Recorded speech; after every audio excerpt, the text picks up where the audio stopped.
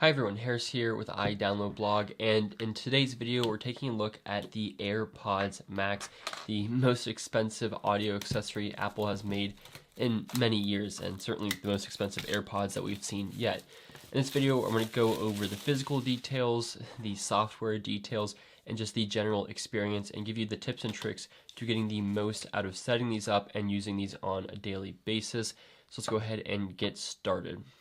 So right off the bat, there are technically three pieces to these headphones. There are the main unit and then a right and left ear cup, which are very easily removable just with the magnets. And to take these off, you just pull them right off, and then to put them back, you put them right back. And it's super simple and clear, and there's just no bells and whistles there. Now, you can misalign these if you want. You can put them on either side, and you can also put them upside down. And as far as I can tell, they pretty much work the same. There's just a slight difference with this little hole right here, which is used for sensing when it is on your head or not. But if you ever forget which is which, there's also the right and the left labeled right here on the ear cups. And you can see what that looks like there. Now, because these are removable, it does mean that you can clean these, which is nice. And Apple says if you want to clean these, just get a teaspoon of liquid laundry detergent with 1 cup of water, and then get a soft cloth and clean these pads whenever they start to get dirty. Of course, down the road, you can also buy new ones for, I believe, $70 if you want to get new ear cups, and there will probably be third-party ones as well, since all you really need is the right dimensions and magnets for getting them aligned. And again, there's a little R and an L for right and left. Now you can also wash the headband up top using kind of the same solution and a towel or microfiber cloth. Just make sure if you wash them that the headphones are upside down so that no water is getting into the headphones, since these are not certified for water resistance, meaning that you shouldn't wear these in the rain or anywhere where you're getting too much sweat on them. There's just very minimal water resistance. Now with these headphones, they do not have wireless charging like the other AirPods do, so that's a bit unfortunate. The case does not offer any type of wireless charging at all. It's just a simple magnetic case. So you will have to charge it with a lightning cable on the bottom of the headphones. Now, in case you're wondering, yes, you can plug these into your iPad and charge them. So here I have it plugged into my iPad Air 4th generation, and if I just click a button on here, you can see that they are indeed charging. So that's good to see at least. And based off of full charge with these bad boys, you should get about 20 hours of playback time, maybe more, maybe less, depending on if you have noise cancellation turned on and how loud your volume is as well. And with just a few minutes of charge, you can get an hour of playback time with these, which is great if you're in a rush.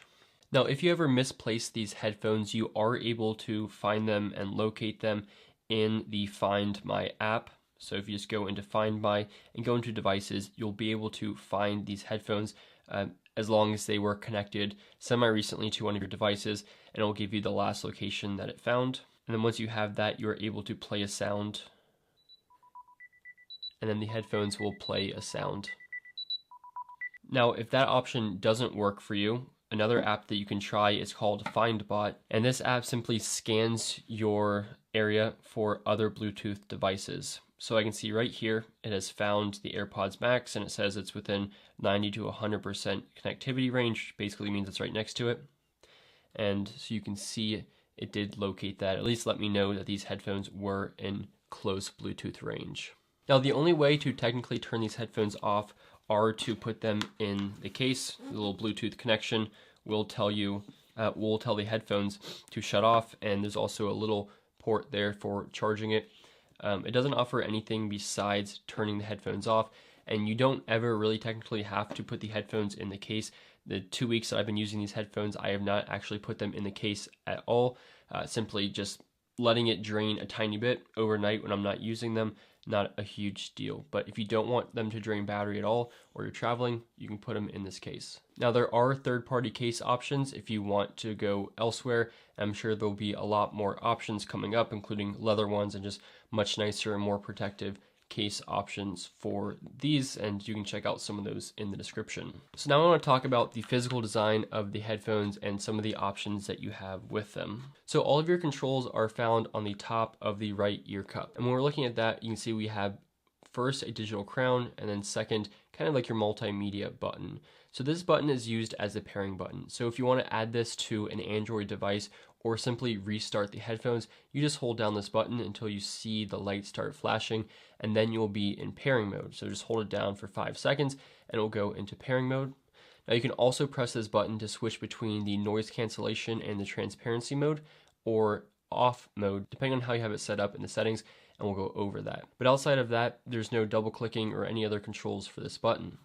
Now the digital crown, on the other hand, which comes from the Apple Watch, you press it once to pause, once to resume, then you press it twice to skip forward, 3 times to skip backwards, and then you hold it to activate Siri. Now these headphones also do support the Siri command, so you can say, "Hey, blank," if you want to activate Siri on these headphones. And of course, you can turn this control to increase or decrease volume as well. Now, if you open up the Bluetooth settings on your device and you find your AirPods Max and you click the little I, you have the options of renaming it. So you can name it anything you want, and this will be what pops up on your screen, as you can see right there.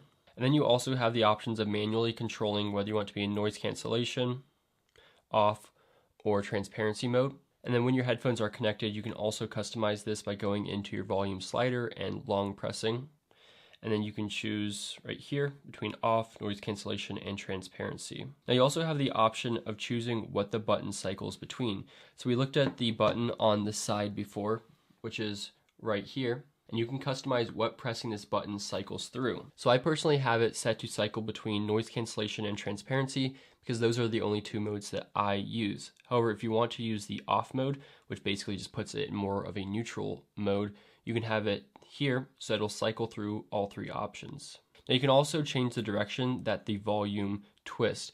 So by default it is back to front, but I changed it and made it front to back because that felt more natural to me when I was scrolling with the volume and the digital crown. There's also automatic head detection, which will basically connect and deconnect whenever you take these on and off your head. I don't actually love this feature, so I sometimes have it off, but it is nice when you put them on your head to recognize that it's ready to play and connect to your device. And then there's also a connect to this iPhone setting. So with this turned on automatically, whenever you pull out your phone and start playing media, it'll pull the audio to your AirPods Max. However, if you have the bottom setting on, if you were listening to music on your Mac with the AirPods and then you started playing music on your phone, it wouldn't switch over automatically and disrupt your other audio, so you can choose which one you want there. Finally, there is this spatial audio feature, which basically is for movies and TV shows that gives you a really crazy, immersive, and kind of surround sound vibe when you're listening to something, and it's a really cool setting and feature that you can even test out by clicking to see and hear how this works. You can also turn this on and off right here in the spatial audio settings. Now, if you're listening to media on your AirPods Max and you have another pair of AirPods, or someone else has a pair of AirPods and they want to listen to your media and they have their AirPods connected to your phone, you can actually share audio by going into Control Center and then clicking this little option. And then you have the option of choosing between the devices that you want to share it to. So right now I have it sharing to multiple devices, my AirPods and my AirPods Max. So you can listen to the same media from multiple speakers or headphones. So those are basically the tips and tricks I have for you for the AirPods Max. It's a pretty simple yet premium device. And let me know if you have any other cool tips or tricks for these headphones. And let me know, do you have these? What color do you have them in? Or if you don't have them, what's your favorite color? Because there's a lot of really interesting color options with these headphones. But thanks so much for watching.